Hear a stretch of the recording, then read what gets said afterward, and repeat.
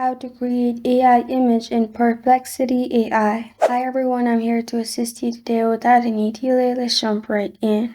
First, open any browser and search Perplexity AI. You'll find this kind of screen pop up. In here, and ask anything, simply type in the prompt, generate an image, and what image you want.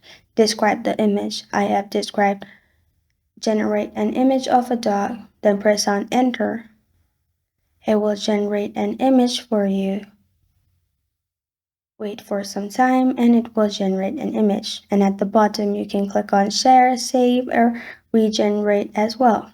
If you click on images at the top, you will find more AI dog images, as you can see. And this is how to create AI image in Perplexity AI. Thank you for joining me today. If this video helps you out, please leave a like and subscribe for more. Got a question or want to suggest a topic? Comment below. Thank you for watching.